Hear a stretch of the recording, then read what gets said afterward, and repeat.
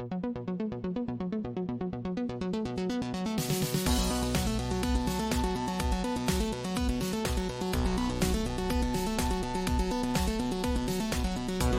is the 21st century. There are officially too many video games. But out there in the universe, it's waiting. The best video game you've never played.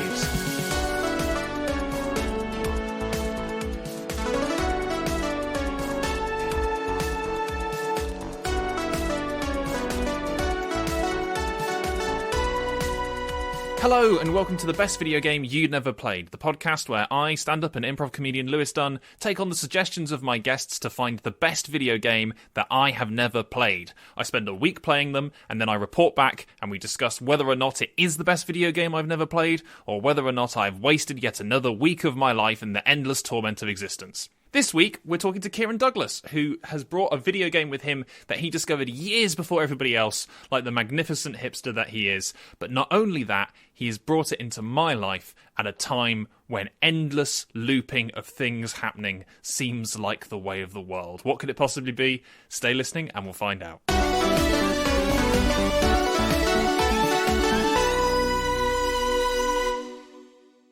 Hello, Cieran. How are you? Hello, Lewis. I'm not doing too bad, thank you. Yourself?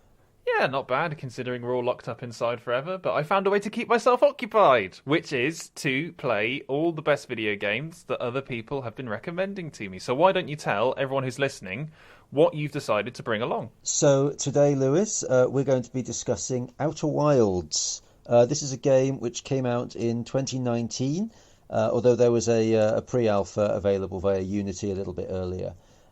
It is about space exploration, the horrors of space exploration, the horrors of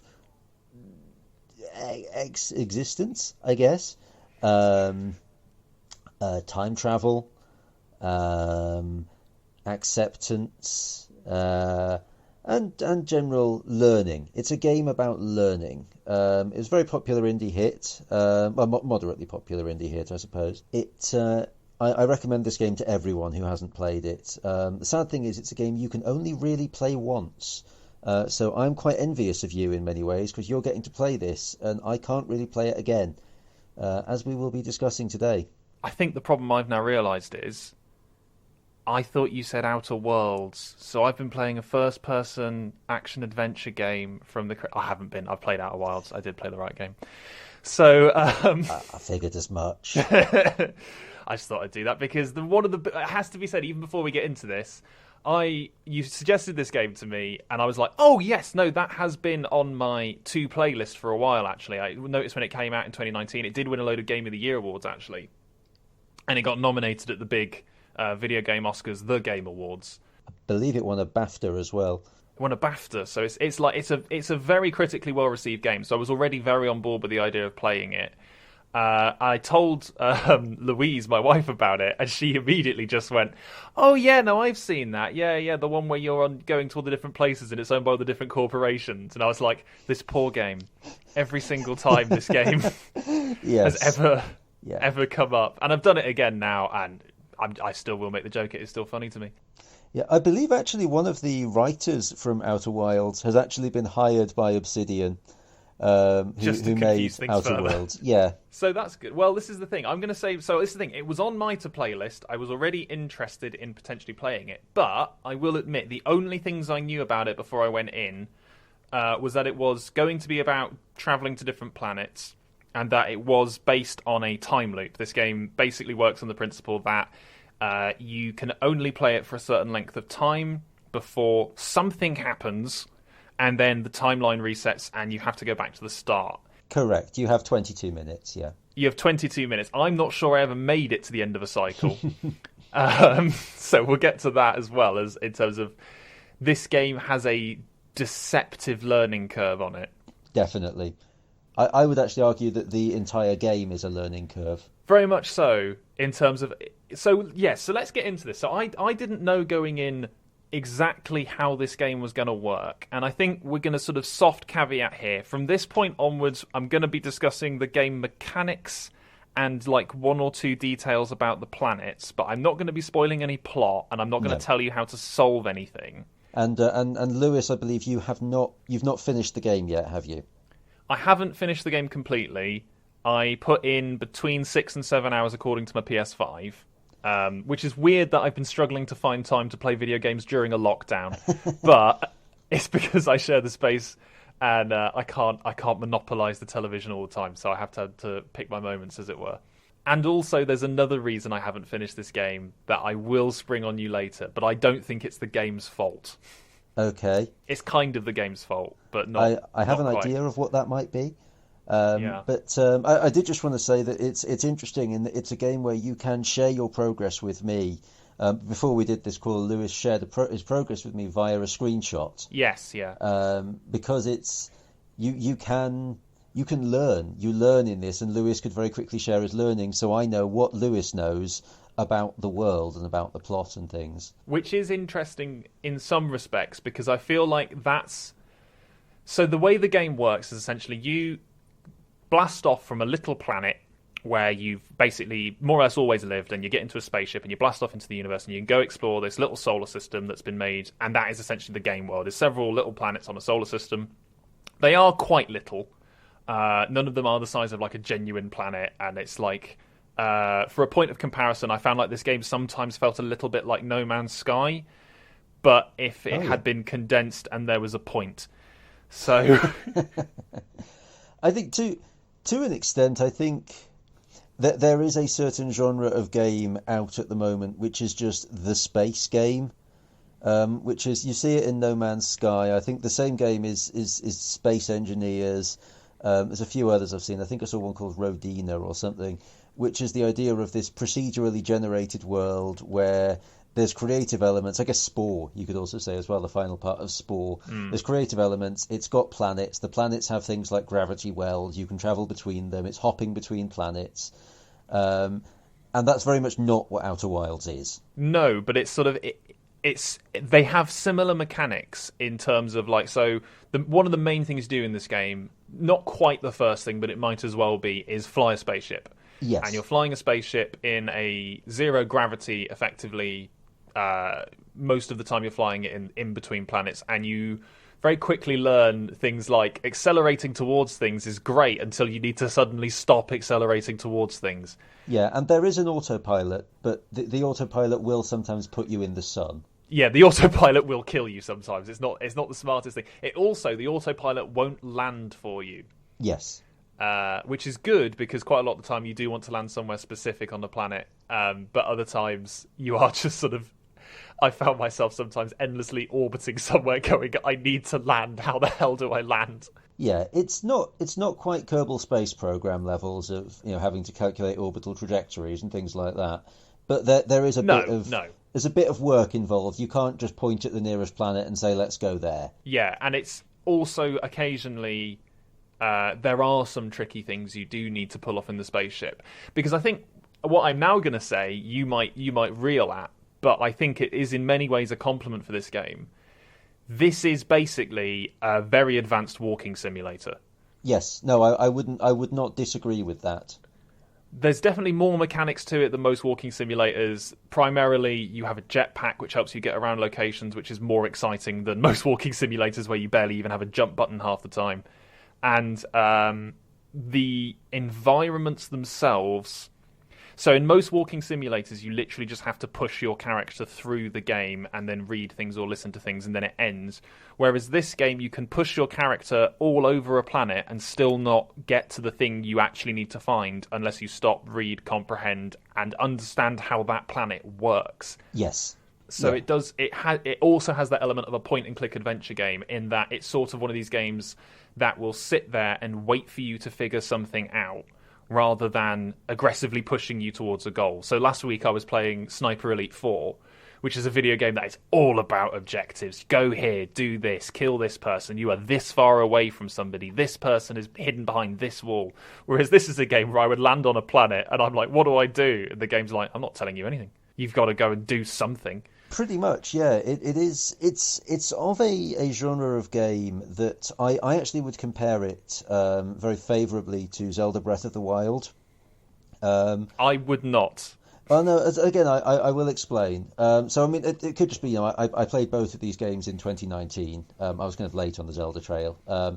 But in terms of the way I would play these games, I'd refer to them as tangents, almost. And I also, to an extent, Red Dead Redemption 2 as well. Open world games in general, where there is a big, mysterious world, is you could set a point on a map and go there and see what happened. And the game is then finding out what happens when you go there. So in Zelda Breath of the Wild, it's a game where there is only one objective, and then there are lots of sub-objectives. It's kind of find your own way sort of situation. Yes, Breath of the Wild has more structure to it, but I think Outer Wilds, there is structure. There very much is structure, and I didn't ever really feel stuck. I always felt like if I needed something to do, if I wanted to find something out, I could just point myself in a direction and go that way. So here's my counterpoint as to why I wouldn't compare this to The Legend of Zelda Breath of the Wild. It is very clear in Breath of the Wild what you are supposed to do at all times. There is no question in Breath of the Wild what you are meant to be doing, which is either going and completing the main sort of dungeon animal quests, or building up things by going to shrines, completing puzzles, and then building up your character's strength and health and so on. The problem I have with Outer Wilds is it is one of the most directionless games I've ever played. And had it not been for the format of this podcast, I definitely would have given up before I got anywhere near the level of the more interesting things in the game. Because even the mystery of what's causing this time loop, I have solved. Have you? I've more or less in terms of the game, I understand the mechanics of how it's happening. See, I don't think you have. But I don't know I don't know what's causing the sun to explode. Yeah. But I know how I'm being brought back to life. But even then, the game hasn't told me to solve this. No, it doesn't. Nothing in the game is suggesting that I need to even bother finding out what's causing this time loop. The only thing that's causing me to try and find out what's going on with the time loop is dread. And while that is a good motivation in a lot of ways, it does kind of feel like the game is unwilling to tell me its story until I'm well into it. And even now, you've seen the board that I'm at, and even then I played a little bit after that, and I found nothing else useful. It feels like a game. It almost feels like if I was to know the plot of the Outer Wilds, that's the end of the game. That is absolutely correct. And that's kind of interesting, but it also makes me feel very detached from a lot of it. I just feel like when I'm flying about and going to these planets, like even the supposed motivation of the main character in the game is just that he's joining a team of explorers that have gone to explore the galaxy. And there's no specific mission he's been given. He's not been asked to, please could you go to this planet and find this. There's not even that. It's just get in a rocket and go somewhere. Well, you are kind of. They suggest going to the moon. And they say, hey, there's ruins on the moon. Why don't you check those out? I mean, I'm looking at the website now, and it says, you're the newest member of Outer Wilds Ventures, a fledgling space program searching for answers in a strange, constantly changing solar system. Who built the ruins on the moon? What lurks in the heart of the dark bramble? Why are you trapped in a time loop, and can it be stopped? To solve these mysteries, you'll have to venture into the most dangerous reaches of space. And I think the game does. We will get to the dark bramble. We will get to the dark bramble, yes. Which is, yeah. The dark bramble is not my favourite part of this game. Well, I personally, I went to the dark bramble last. I went very, very last. I did everything else first. But again, because it's a non-linear game, it's you're still doing things after you've done everything, I suppose. I think the problem I have with this game is and maybe this is just because of the type of person I am when it comes to storytelling, I would have liked the time loop to happen and for someone to be like, essentially for the game to go, something's wrong, we need to find out what caused that, and then maybe point you in direction of the first thing in a trail of things, or suggest like, so one of the things you can do in this game is you've got a little signal scope that... yes, the radio signals. Yeah, there's different frequencies as well, so you can find other explorers, you can find aberrant signals that shouldn't exist, and so on. And that was generally quite a good way to find something to do. But there's a little part of me that for ages didn't realise that was even what I was meant to be doing. It didn't. The signal scope, I don't think, comes with a particularly fantastic. Like, it has a hide and seek tutorial at the start, which you can easily miss. I wouldn't say you can easily miss. I think certainly, there is the tutorial element of the game where you go around the what's the name of the first planet that you're on? Timber Hearth. Timber Hearth, that's it. Where you go around, and I think you are almost railroaded to an extent, and that part almost does feel like a walking simulator before you get in the ship. Only if you talk to people. Only if you talk to people, which is something actually that you don't have to do for most of the rest of the game. You very rarely talk to anyone. That's true, but the objective of Outer Wilds is to find out what's going on.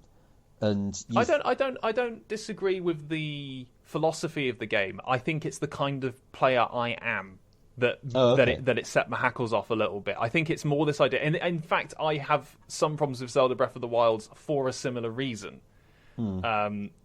Particularly, one thing this game is better at is it rewards exploration in a way that isn't tangible. So in Legend of Zelda Breath of the Wild, you do some exploring, you find a shrine, you get a new heart or a new bit of stamina. And that's a very tangible way to know that you're interacting with the world. This game rewards your exploration with knowledge, and that is not tangible. Your character doesn't get faster, they don't get stronger. It's just a case of you learn something new, and that will help you find something else. Which on the one hand is very cool, because it kind of... It's one of the... It's kind of like a roguelike. It's not like a roguelike, but it's I see what you mean, though, yeah. The progression bar is knowledge and experience. It's not hearts, it's not bombs. You don't get better equipment. That is something that you have to realise, certainly when you're approaching things like the puzzles in the game, is realising that actually anything that you do has to be done within that 22-minute time loop.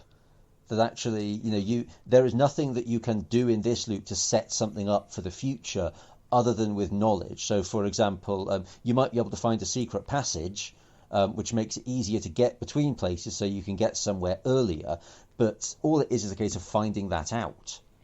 I know that there's a city on one of the planets where to get in there, the way that's signposted is difficult and will take you about 15 minutes. So by the time you get there, it's almost the end. You can't really do much. But what you find when you're there is, there is a secret passage that actually comes through this nondescript rock wall, which means you can access it earlier.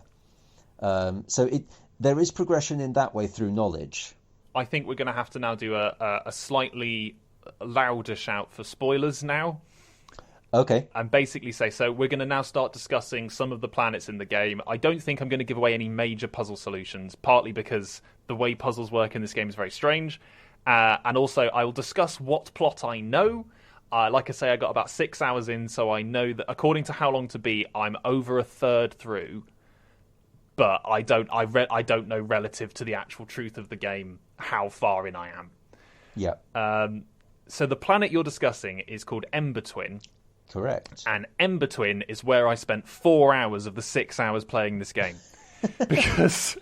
It's a complicated planet. That's probably the most dense. But it's such a good idea, particularly in a game about a time loop, to go, here is a planet with a time limit because it is filling with sand. Yep. And you have to get on this planet and explore it before it is full of sand. And I really liked that idea. As soon as I discovered it, I was like, this is why the game has a time loop. Yes. Because I don't think this game needed a time loop until I found this planet and went, this is genius. Because of course this planet can only exist in this game, because eventually it's full of sand, and that is the end of the planet. I think actually the Ember Twin and the Ash Twin, which is it's a binary planet where the sand is flowing from one planet to another.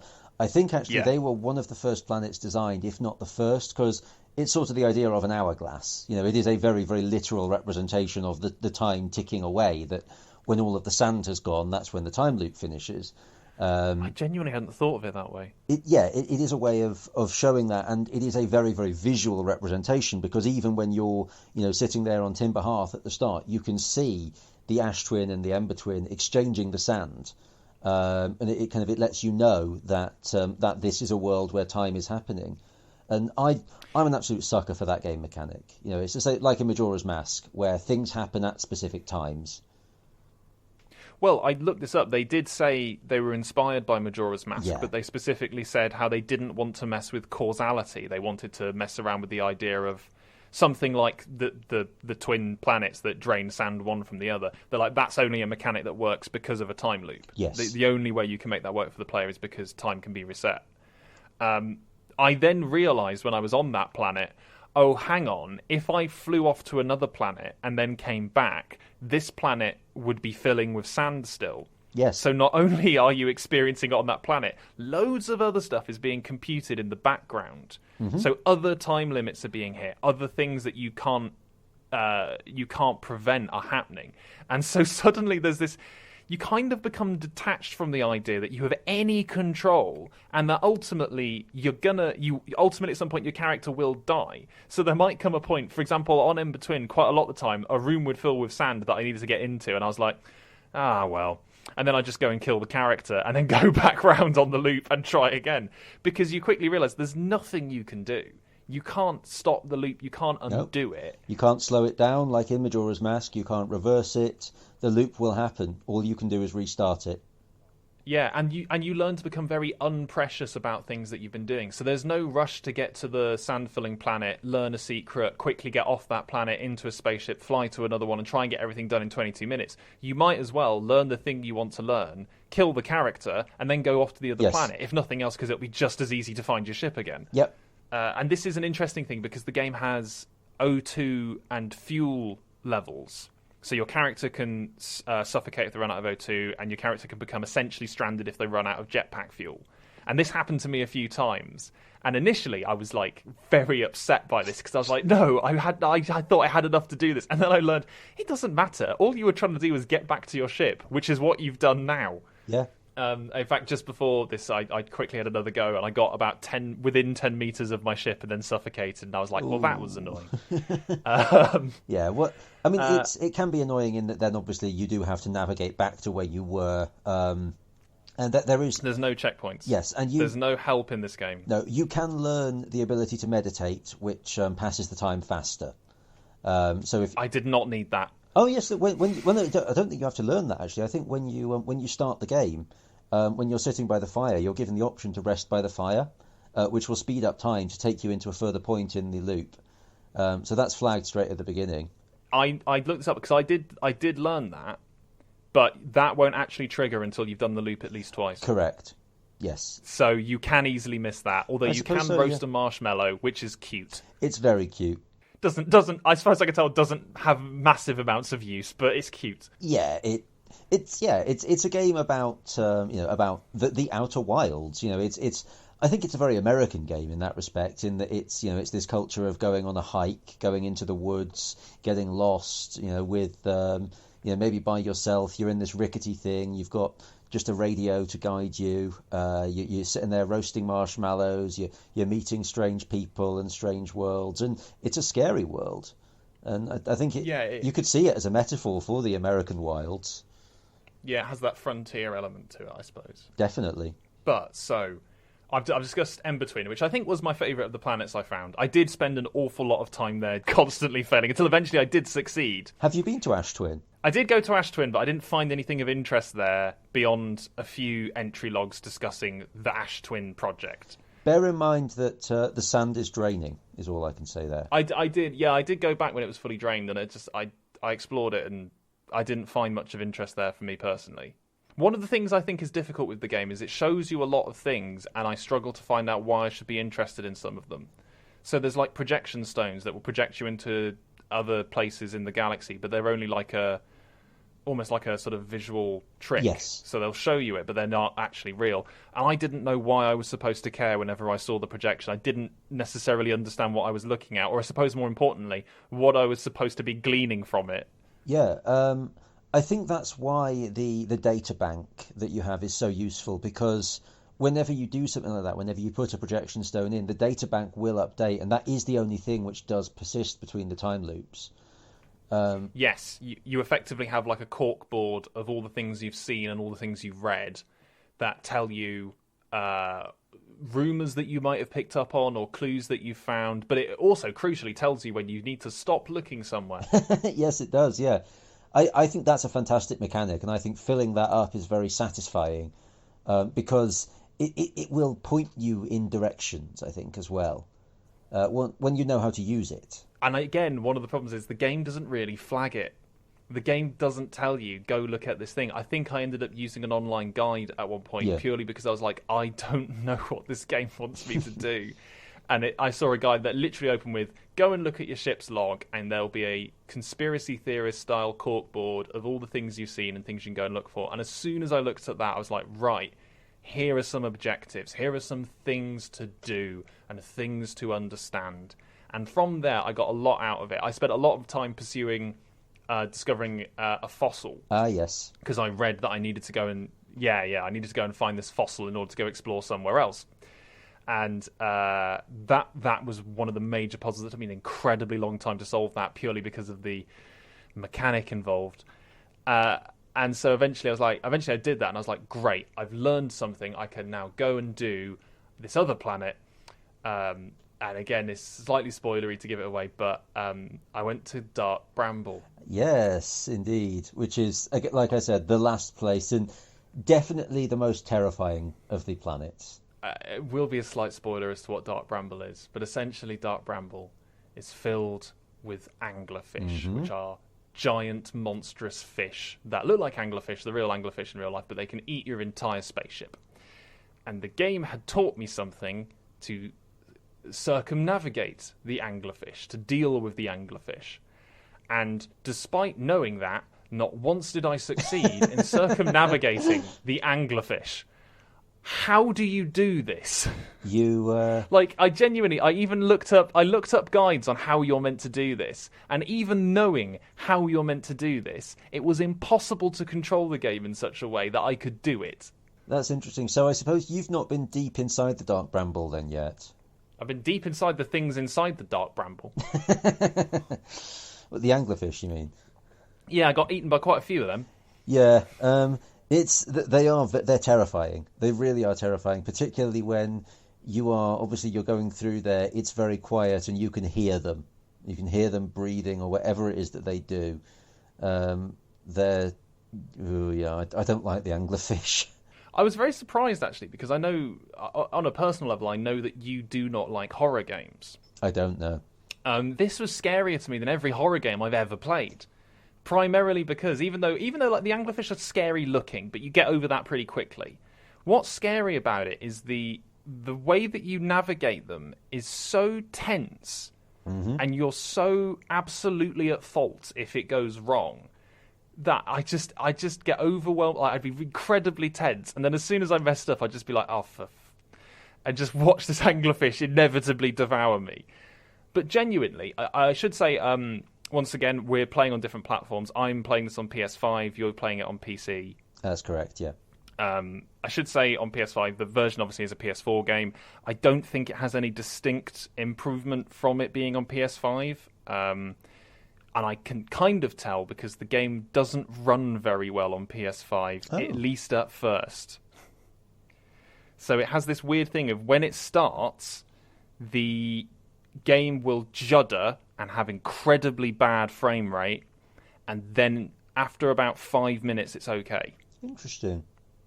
Is that every loop or just when you start the game? I think it's just when you start the game. Oh, right. But it's really, really noticeably bad. And to the extent where it's like on the first loop, you kind of have to give up a couple minutes to let it be terrible, and then it will be okay. And I think it is okay subsequently on every loop after you've booted it up, because I think the computation's okay. Yeah. But it doesn't perform brilliantly. It's certainly running at 30 FPS to my eye, which surprises me because it's not a visually demanding game. No, I think it's. I don't know if it's Unity. I think it's Unity. Or is it Unreal? It looks like Unity. Yeah, I think it's Unity. I've been spending a lot of time in Unity lately with VR chat. I should say it's not an ugly game by any means. No, it looks perfectly fine. It's stylized. Yes, it's stylized in that way that everything kind of looks a bit like shiny clay. Yes. But that's kind of all right, because you don't expect much of it, and you come to realise as you're playing it, the reason it can't look particularly groundbreakingly expert is because it's way more focused on its physics and mechanics than it is on its visuals. Yes. So I'm not going to drag it down for that, but it doesn't run very well on the PS5 at all. To the extent that the reason I've only been able to put 6 hours into this game, it gives me motion sickness. Oh, is that traveling in three dimensions with no gravity? It's because the frame rate's bad. Oh, right, interesting. The only other game I've experienced this bad motion sickness with, and to be fair, it was worse with that game, was when they did the Spyro remakes. Yeah. Before you could turn off motion blur, that game made me really motion sick. It didn't stop me beating it, but it made me really motion sick. And then they added a toggle later to turn off motion blur, and I pressed it, and then suddenly it's fine. I can play the game for hours without feeling sick at all. I have found if I'm very gentle with it, it doesn't tend to trigger it. So as long as I'm not blasting off in a million directions and moving the camera really quickly, that's fine. Yeah. Except you can accidentally move the camera really quickly because they've assigned the touchpad to be like a mouse touchpad. Right. So if your thumb slips, you can go mad in terms of the speed at which suddenly the world revolves around you, and it's not adjustable, and you cannot turn it off. So my recommendation is, if you have a PC that can run this game, you are probably better off playing this on PC. And if you're going to play it on PS5, and I assume Xbox, because I don't think the Xbox is any more powerful than the PS5 when it comes to this game, just have some ginger nut biscuits on standby, maybe, or I don't think it's a particularly demanding game. I'm just looking at the PC recommended specs right now. But this is the thing. I think it's a CPU bottleneck. I think because it renders so many things going on in the background at the same time, and it has to do them. It has to do that computation. It can't do what a lot of games do, where they sort of fake the world, like they just destroy the world behind you and then build it when you look at it. Yes. So I think that's probably one of its biggest problems on... This is the thing, it probably would be fine if they did a PS5 patch, but it's probably running it on the PS4 spec. Yeah, I'm just looking at the PC specs right now. Yeah, it's about standard. Minimum is a GTX 560, which is 10-year-old graphics card, mid-range. Yeah. Is the processor though? Because I think it's the computation that's the problem. Second gen i5, or recommends an 8th gen i5. I don't think my computer can run this game. I don't think it could either. I think you could. I think you could run this game. It could, just about. Yeah, no, you could. You could run this game. I played it on PS5 because it wasn't any cheaper to get it on anything else, and I know that if I put a game on the PS5, it will definitely work. Yes, of course. There's the benefit of consoles. Yes, yeah. I'm more than willing to put my hands up and say, probably if I played this on a good PC, it wouldn't make me motion sick. And to some extent, it's kind of the game's fault, because I feel like the port on PS5 has caused it to do that, but it's not the design's fault, if that makes sense. Yeah. So that I found was one of the... It's an unfortunate feature of the game. It's certainly not an intentional one, but a fair warning to people out there who do get motion sickness from video games. Outer Wilds definitely triggered it for me, and it was a real shame, because I really like this game. So I think actually on the topic of development, that actually brings up an interesting point that I wanted to make about this game, in that I played quite a bit the pre-alpha of this game. Which intrigues me. How is there an alpha for a game that is so puzzle orientated? Well, that's the thing. So it was released on, I think it was about maybe 5 or 6 years ago. I think it was 2015. And I watched a YouTuber play it. And it was, and it's interesting, I dug out my old copy that I downloaded, because I still had it on my hard drive. It's good luck finding it on the internet these days. They've scrubbed it. At the time, it wasn't attached to a major publisher or anything, so it was just some guy's project. But it's recognisably Outer Wilds. It had all of the planets. Some of them had different names. It had the species. It had the plots are there. It had a lot of the mechanics. And actually, as a result, that meant that some of the puzzles I already knew the solutions to, because I'd found them in the beta, or alpha rather. But it is really interesting seeing how the game developed and seeing what these early ideas were in the public alpha. Well, you can definitely tell this is a game with an idea. Oh, this definitely. is a game that is about this idea of the time loop and this exploring a small solar system. It has to be said, I've never played a game where you explore a small solar system. I think the closest to that is probably Mario Galaxy, and even Yes. then, not really the same vibe. But it's not like this is a different approach to open world games that is refreshingly interesting, but also I feel like could be more refined if they were to explore this sort of thing again. particularly because it's very much tied to this time loop idea. And I feel like maybe you could make a game that doesn't necessarily use a time loop, but use some other element of motivation for exploration. Yeah. But like this is I know it was originally a project, like a college project. Yes. And it just That's what I feel played. you can really feel that. You can feel this is a game with a big idea at its center. And it's interesting because compared to the game I played last time, Sniper Elite 4, one of the criticisms I had of Sniper Elite 4 was it's set in Italy, but it could be set anywhere because ultimately this is a bumpy surface which enemies sit behind. And depending on where they are in the bumpy surface depends on where I am. This game is the opposite of that. This game could only be these planets, could only be the way this works, because each planet is so uniquely linked to its environment. It's heavily designed. Yeah, it's so designed. Each planet more or less is a level, and they're obviously interconnected in lots of different ways, including a brilliant mechanic, which is one planet has a black hole in the center of it. Yes. And if you fall into the black hole, it propels you to the other side of the solar system. Which the first time it happened to me, I was like, "Oh my god, what the hell do I do?" It's great, isn't it? It is. It's very startling. You found something out, didn't you? Yes, you find something out when that happens, which is also. I didn't learn much from that place though, other than how to get back. But that's the thing. That's one of the things that's brilliant about this game is that you can't ignore. This game can only be set where it's set. This game can only be built the way it's built. And as you've kind of said, once you know how to beat this game, apparently, purportedly, that's it. You're done. Correct.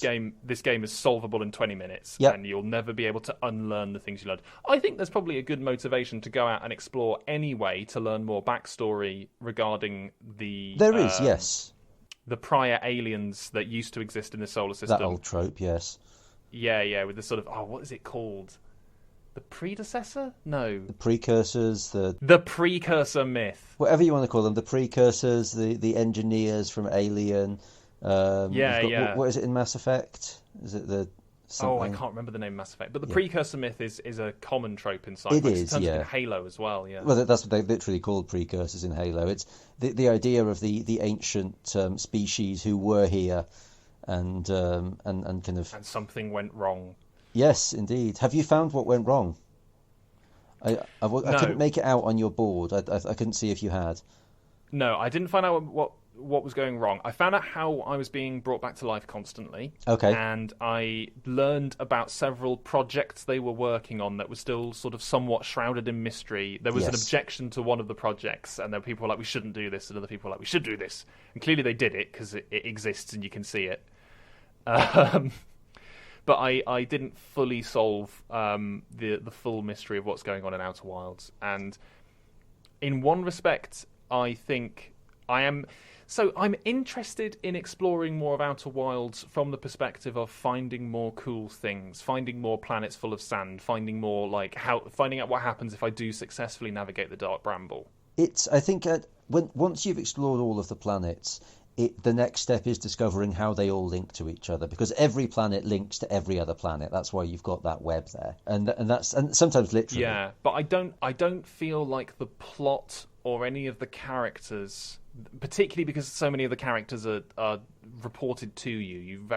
You do meet some people, but they're not massively involved in what's going on. They're just sort of stood on a planet going, "I've been here and it's nice." Yes.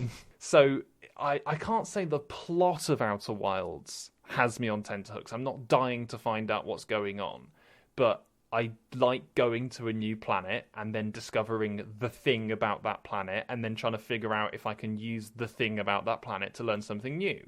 Yes. And that's kind of interesting, that a game that essentially revolves around, can you find out my plot? I'm like, I'm not terribly interested in your plot, but the finding out. It's a game about finding out. Finding out is the plot. So have you been to every planet then? I think so. If I go onto the map screen on the game, every planet has had its silhouette filled out. So every outline's filled out. So I've visited all of the planets, and outside of the sun station, which I tried to land on a few times and failed because it's right next to the sun, and wouldn't you believe, the gravity of the sun's quite large. Yeah, you can't do that. You can't land on it. You've got to find another way. I read a guide that said you could, but it's very hard. Oh yeah, no, I mean it's technically possible in the way that speedrunning, obscure Zelda tricks and things or Mario tricks is. It's not what you're supposed to do. There is a method to get there, and obviously it involves another planet. You say you've been to all the planets. Have you been to the comet? The interloper. Mm. Yes, I solved the interloper. Oh, you solved the interloper. Okay. Yeah, I managed to get the ship back and explore inside the ship. You haven't solved the interloper. I didn't solve the interloper. No, you didn't solve the interloper. There's a lot. Well, more. I got the ship off that, and then I explored the ship and learnt that, which was reasonably interesting. Yeah, no, there's a lot more. This is the problem: is a lot of times you work quite hard to find something out, and then what you learn isn't particularly helpful. Which is one of the most frustrating elements of the game for me, is that you would sometimes like. It can seem like that. Pretty much everything you learn is helpful. Sure, but not really. Not in the sense of it makes the game... So the big problem I have with it is a lot of the time I feel like I don't know what the game wants me to do or what I should be prioritising. Yeah. And I had to kind of disconnect from that, because I'm like, look, you don't always know what's important. You've just got to go and find and hope that these things make sense and connect later. But it would then also lead to this very frustrating sense. Like there would be just a little orange blob next to the sunless city saying, you've not found everything here yet. And I'm there going, but I've explored the sunless city a lot. And I'm beginning to get frustrated. And it's beginning to feel like in an adventure game. It's beginning to feel like in Phoenix Wright, when you're clicking every single object on the screen going, is one of these a clue? Is something a clue? How do I progress the game? And that's how I felt about individual planets. And I found the best cure for this was to just leave that planet alone and go somewhere else. Absolutely. But then it kind of just felt like I'm leaving a lot of untied string. No, you're not and I at all. don't know. Not at all. But this is the thing. I don't know if it's wise of me to leave the Sunless City alone and go somewhere else and come back. Because also one of the things I got really good at with the Sunless City is knowing how to get there and knowing how to explore it and knowing what I had already seen. So if I leave the Sunless City and then come back later, am I just going to end up accidentally reading all of the same text logs I've already read? Because that did happen to me a few times. Sometimes I'd come across something and I'd go, great, here's something. And then I'd start reading it and I'd go, no, I've already read this. I've already logged it. There's no way to, cross things off in the world in a way that means you can, ignore that. You can ignore this now. That's not what you're looking for. That's not what you're looking for. But if you just have, a little absent-mindedness about, oh, what is it I was looking for? Oh, there's something over there. You spend ages solving some sort of puzzle and then you go, oh, I already did this. So that's one of the problems I have with the game in terms of checkpointing. In Breath of the Wild, you complete a shrine, the shrine stops glowing. Yeah, it changes colour, yeah. Whereas in this game, you can end up repeating the same things to solve things. Or you could end up finding an alternative way to solve the same puzzle. And you're like, well, that's interesting, but I've already done this. Yes. So that's probably... And I think it's kind of an impossible problem to solve. I'm not saying this and it's obvious and you could fix it. There was stuff in Sniper Elite 4 that seemed obvious to me that you could fix. Whereas in this game, I feel like the problems are kind of built into the type of game design it went for. And there's no real solution that doesn't undermine that design. Yeah, almost all of the criticisms that you've made, I think, are part of it. And I think it can almost feel unsatisfying. But that's also a problem. But I think if you power through, it pays off and it makes sense. But yeah, it can feel very confusing and unnerving when you're playing it because you don't know what's going on. You don't know why you have to do this. You just know that you have to. Yeah, it's obviously so. One of the comparisons that can be made to this is it has that Groundhog Day element because of the time loop. But obviously, one of the things Groundhog Day is about is depression. And this game kind of sometimes invokes this feeling of I'm doing the same things over and over again and hoping that this time it will solve my problem. And I understand that, but then you kind of have to have that sort of self-growth to learn, all right, so stop doing it. You've got to go and try something else. You've got to stop bashing your head against the same brick wall. So it's a game that I really, really admire. And I'm really glad I played it for this podcast, because if it wasn't for this podcast, I'd have given up on it so much quicker. I definitely would have played for about 2 hours and gone. Will you be going back to it? Maybe. I want you to. I really want you to. I have to be honest. One of the things doing this podcast has done is that I now have a game to play next week, and I have a game to play the week after that, and I have a game to play the week after that. So what it might be is I might come back to the Outer Wilds. I might come back and give it another go, because I also think one of the things that will make it better for me to play is if I'm not trying to push through. Yes. If I'm coming back to it because I'm interested, I might stop being frustrated, and I might stop feeling motion sick, and I might be able to go explore with a certain set of fresh eyes and not feel that sense of repetition and frustration. I think that's a good point. I think you mentioned feeling bad or however it is when you leave an area where there's still things to be explored there, and I think leaving it is good because worst case scenario, best case scenario, you go and you find out that actually that particular point of it is something which is relevant elsewhere. Worst case scenario, you come back to it, having explored all sorts of other places with a fresh pair of eyes. Yeah, and I get the feeling that learning certain techniques in the game will teach you how to navigate all the planets, not just the one you're on. I think there are certainly I got better at using the jetpack. I got better at using the spaceship. I started realizing that the little scout you're given, which is like a sort of camera that you can shoot out and then you can use it to like preemptively explore an area, is a really great way to like figure out whether or not your idea is going to work before it traps you and kills you. Yes. So it's definitely a game where it's a bit like Spelunky. I don't know if you've played Spelunky. I've not, but I'm aware of Spelunky. Yeah, so it's a 2D roguelike game, which is absurdly hard. It's very fun, though, very cute looking. But I remember reading a review, and I'd love to credit the review, but I can't remember who wrote it, that said, the progress bar is in your soul. That absolutely applies to Outer Wilds, yeah. You're not mastering some mechanic that's tied to the character. You're learning about the world, and in a way, you're mastering the mechanics of each planet. Yeah, you are. It is a game about learning. So it's a brilliant game in terms of design. It's got an excellent philosophy to it. It's really one of the most unique video games I've ever played. And I also think it's incredibly niche. I really think it isn't for everyone. And there was a lot of times with this game when I was very frustrated and wanted to stop playing. Little bit of kind of side anecdote here. Do you know how it got made? Or part of how it got made? Not fully, no.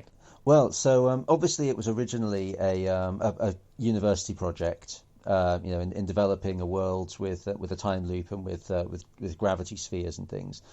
But part of how it ended up getting the funding to actually be published as a proper game was thanks to Masaoka, the actor who played Hiro in Heroes, he came across the demo on the internet, was entranced by the time loop elements because he was like, oh, that's what my character did in the show, and he used some of his royalties to help fund the game's development. That's very cute. That's a very nice little story. Yeah, I'm very happy for them that's like, because it's published by is it what they called Annapurna? Annapurna. Yes. Annapurna, who are fast becoming like one of the best indie publishers in video game industry. They publish excellent video games. Yeah, they're up there with Devolver, I think, aren't they? Yeah. You can tell this is a game with an indie spirit. You can tell this is a game that's made because it's someone's idea and they want to do it, and it's kind of uncompromising in that vision. Like I said, there's loads of ways that they could alter this game to make it more player friendly that would undermine the philosophy of the game. Absolutely. And had it been developed by a larger studio, you could bet you would have been given a gun.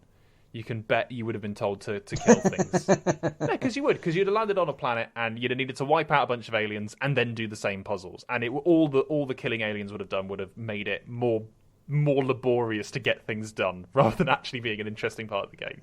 Yeah, which again I think comes back to your points about walking simulator almost. Yeah. In that there aren't really challenges in it. There are definitely times you have to be good at the controls. There are definitely times where you have to be good at the mechanics. Because, yes, there are. For example, flying the ship, there will be times you need to fly the ship well. Not just to your location, not just using the autopilot, but using the ship in such a way that you actually have to be very good with the controls in order to progress. And that's good on the one hand, but also kind of feels suddenly very counter to everything else about the video game. It's suddenly it's like, and now you have to be very good at playing a video game, and you're like, oh, I forgot this was a video game I had to be good at. Yeah, there can be some, twitch reflexes and things like that. Yeah, I think that those elements are kept to a minimum, but yes, they are there. But you don't kill anything in this whole game, as far as I know, except yourself over and over. No. Yes. You don't shoot anything. Well, you don't have to like defeat an enemy or fight a boss. There isn't a health bar. No, you don't kill anything. So it's very refreshing in that sense. It's rare to play a video game, particularly because the last game I played was mostly killing things. So yes. So that's nice. So that's good. Now, so I'm gonna now come to a sort of overall conclusion on it, which is to say, is this the best video game I've never played? And I'm gonna say, so far, yes. And it set a good bar. Really? Oh yeah, no, because the last video game I hadn't played was Sniper Elite 4, which was a very fun video game. But I admire this game a lot more. I think this game has got so many more interesting ideas in it. And while it's not necessarily the most fun video game I've ever played, it's not like viscerally entertaining from moment to moment, it's really interesting and different, and there's no way I would have got anywhere near as far into this game, to the point where I might well finish it down the line. I might come back to it. I really do hope you do. I would like to. I don't think I'm going to abandon it, but I would like the time pressure taken off of playing it for a week going, I've been told if I don't finish this game, I won't understand what's going on. So yeah, I think currently this is the best game I've played. And it's set a good bar. I don't think this will be as easily cleared as Sniper Elite 4 was. Good to hear. I'm hopeful. I know what I'm playing for the next few weeks, and the next video game I've played will definitely give this a run for its money, but it could go either way, I think. I look forward to hearing about it. And that was Cieran with The Outer Wilds. Thank you so much to my guest Cieran Douglas for coming onto the show. It was a wonderful time. I had a really great time playing The Outer Wilds, and I really do hope I will be able to go back and finish it. However, next time on the podcast, I will be taking out a mysterious voyage onto the high seas with my next guest to see if I can uncover and unravel a collection of mysteries. What could it possibly be? The only way to find out is to download the next episode when it comes out. If you've been enjoying this podcast, please do subscribe to it. Give it a good review on iTunes or various other podcasting platforms, and tell your friends if you think, hey, they like video games, maybe they'll have a good time listening to this. It's a great way to, kill an hour while we wait for the endless torment of lockdown to end. Thanks very much again to all of my guests, and see you next time.